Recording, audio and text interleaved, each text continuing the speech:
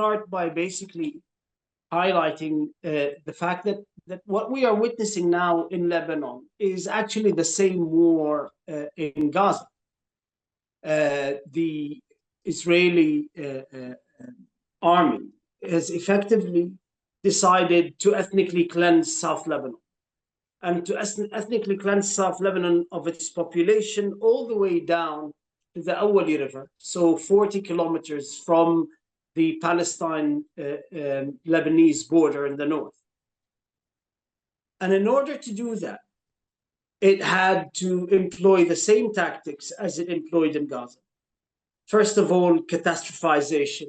You create a humanitarian catastrophe that makes the land uninhabitable.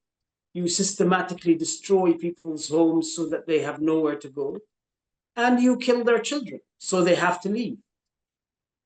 And so we've seen over 1.25 million Lebanese become internally displaced. And we've seen the systematic destruction of the Lebanese health system in a way that is very similar to the template that was used in Gaza. The Lebanese health system has already lost 8 hospitals and 146 health professionals, paramedics, ambulance men, doctors, nurses have been killed and targeted. Not only have hospitals in the south been bombed, but field hospitals have been directly hit, killing whole members of a field hospital and villages in the front line. And this is because of a conversation that has been happening inside the Zionist movement over the last 10, 15 years. And that conversation basically says that it works on the arguments that Benny Morris presented in the 90s, which is that successful settler colonialism have been successful because they've wiped out the indigenous population. And like the United States, like Canada, like Australia, and unsuccessful settler colonialisms, like South Africa, like Algeria, have been unsuccessful because they failed to wipe out the indigenous population. And therefore, the biggest danger facing Zionist settler colonialism is the presence of Palestinians in Gaza, in the West Bank, inside 1948, and in South Lebanon. And that is what Israel is remedying.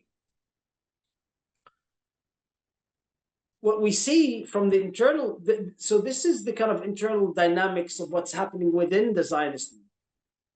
But the question that remains is, why is Israel being allowed to do this?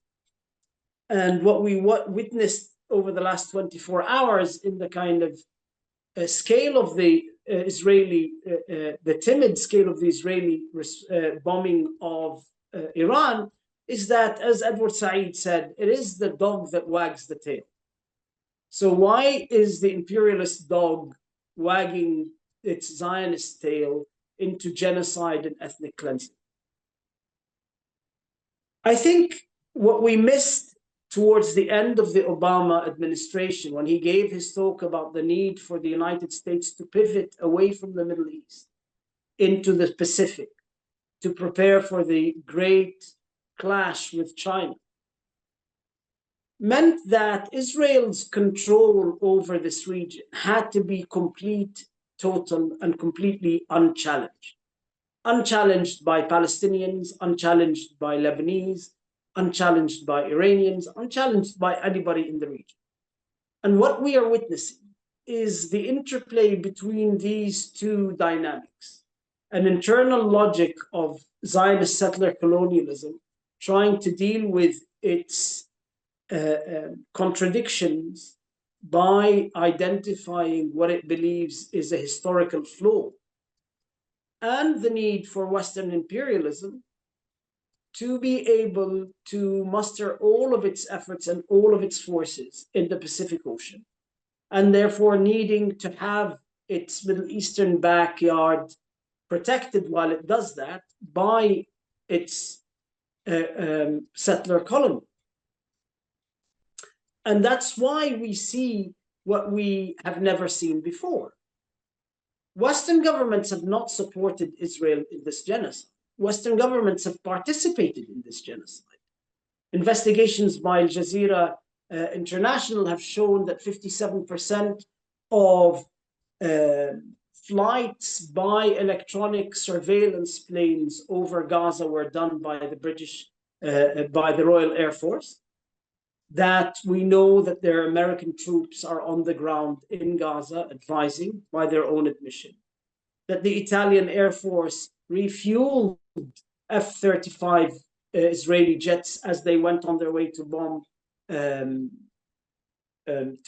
Yemen, and that the Germans and the French all play an integral and integrated part in this genocidal project, which is an imperialist genocidal project that is no different than the colonial genocidal projects that existed in the 1800s and the 1700s and the 1900s.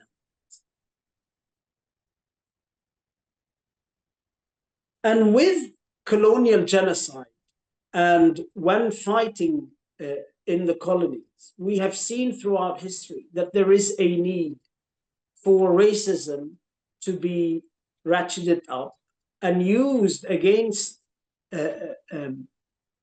communities of color in the metropole of the colony, in the homelands of the colony, in the UK, in France, in Europe, in the United States.